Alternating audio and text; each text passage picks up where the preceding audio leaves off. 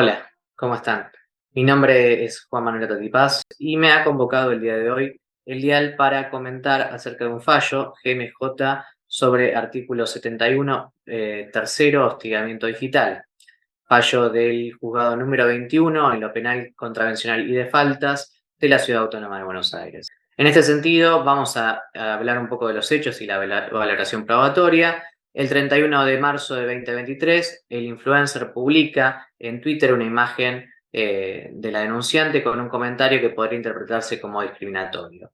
La defensa no discute la autoría de la publicación, sino que argumenta que se trataba del ejercicio de la libertad de expresión. Asimismo, el Ministerio Público Fiscal hace un informe técnico sobre la publicación, asegurando su autenticidad y la fecha exacta de la captura de pantalla.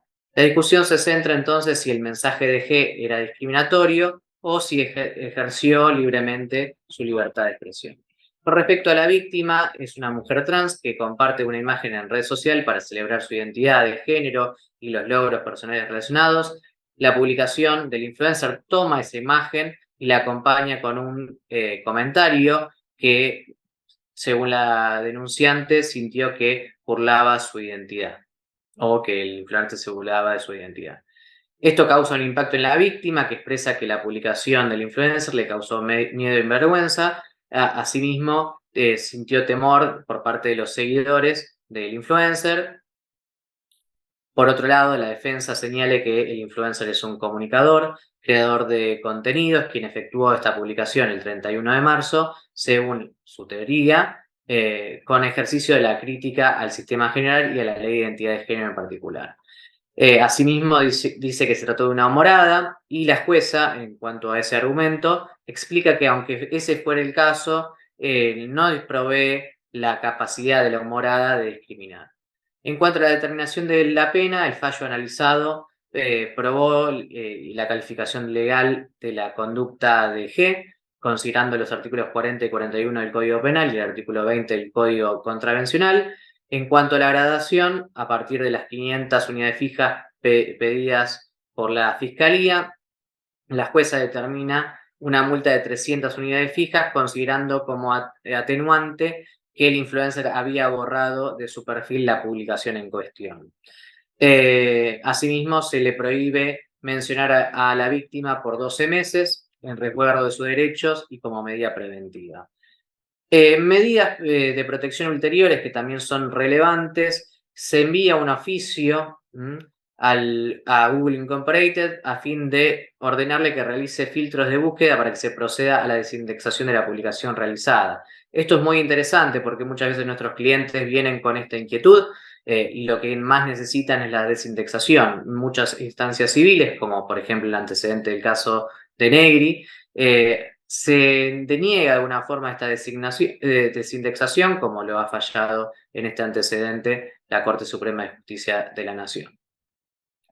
En cuanto a los influencers, en la obra La disrupción digital y sus impactos en el ser humano, hemos definido a los influencers como creadores de contenido, responsables de su transmisión, quienes contribuyen al éxito de ese contenido y adquieren responsabilidad por sus efectos, en razón a la confianza generada. Y este es el principal argumento para la responsabilidad de los influencers: generan confianza.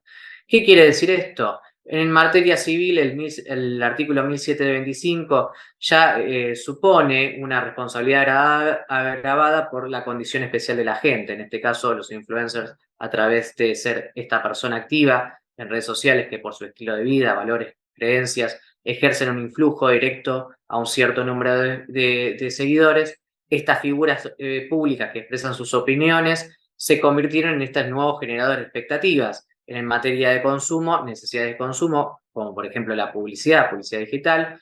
En materia de marketing se han convertido en grandes embajadores de marcas, etcétera. Y en materia política o más ideológica, son multiplicadores de aceptación de mensajes políticos o ideología y abanderados muchas veces de algún partido político. En cuanto a la libertad de expresión y el daño, como bien señala el fallo, los requisitos exigidos por la Corte Suprema de Justicia de la Nación y por organismos internacionales como la Comisión y la Corte Interamericana de Derechos Humanos para limitar la libertad de expresión e imponer responsabilidades ulteriores son los siguientes. 1. Existencia de una ley previa. En el caso particular, existe la ley previa y en este caso el artículo 71 del Código Contravencional. Definición del límite. Hay que definir claramente cuál es el límite de la libertad de expresión. En este caso, el límite mencionado es la discriminación. Objetivos autorizados. La limitación de la libertad de expresión debe perseguir objetivos autorizados por la Constitución Nacional, local y tratados internacionales. Necesidad de limitación. La limitación debe ser necesaria para el cumplimiento de los objetivos anteriormente mencionados y además se debe exceder los límites de la protección, es decir, que las manifestaciones realizadas por la libertad de expresión deben exceder los límites que establece la protección, la Constitución Nacional, local, tratados internacionales que otorgan la libertad de expresión. En este caso se menciona que las manifestaciones configuran un insulto gratuito y una vejación injustificada, lo cual supone un exceso, un límite, un exceso en la libertad de expresión. Conclusiones. La primera pregunta que nos hacemos es ¿cuál es el nivel de exposición pública que estamos dispuestos a aportar cuando damos un like, compartimos mensajes o contenidos en redes sociales? ¿Qué pasa cuando un influencer, como es en este caso, toma nuestra imagen, le suma un mensaje y lo comparte? ¿Estamos dispuestos a luego confrontar públicamente? ¿En qué las redes sociales tienen estas características de reafirmar nuestras creencias y rechazar lo de los otros? Y esta forma de comunicación de alguna forma se ha puesto como límite o de alguna forma algún tipo de obstáculo para el consenso social. En este sentido, no es solamente en Argentina que ocurren estas cosas. En Canadá ocurrió que un tribunal confirma la decisión de un colegio de psicólogos de Ontario que obliga al psicólogo anti-woke George Peterson a reeducarse en materia de género y también hacerse eco con profesionalismo de ciertas declaraciones públicas que había realizado. En este sentido, las redes sociales suelen potenciar los mensajes con me gusta, mensajes de opinión, generando algún cierto dejo en este manejo de la comunidad como una cuasi anonimidad. En este sentido, el filósofo surcoreano Woo-Chul Han sostiene acertadamente que la comunicación anónima fomentada por el medio digital destruye masivamente el respeto, y esto muchas veces genera discriminación. Por otro lado, la forma en que vemos y se organiza el contenido en redes sociales no es fortuita. Por ejemplo, si ingresásemos a nuestras preferencias de contenido de cualquier red social, podemos ver que muchas veces se puede determinar o determinan las redes el contenido político y asimismo limitan o aceptan o no ponen límites a cierto contenido. De esta manera, cuando recibimos esta información, este feed, lo que consumimos, muchas veces la opinión ideológica y los perfiles que vemos ya están determinados, cuestión que de alguna forma también limita el libre intercambio de opinión, que también es algo que argumenta la Corte Suprema de Justicia en el fallo de Negri acerca de la obscuridad de ciertos, mecanismos que utilizan las redes, particularmente en materia de algoritmos.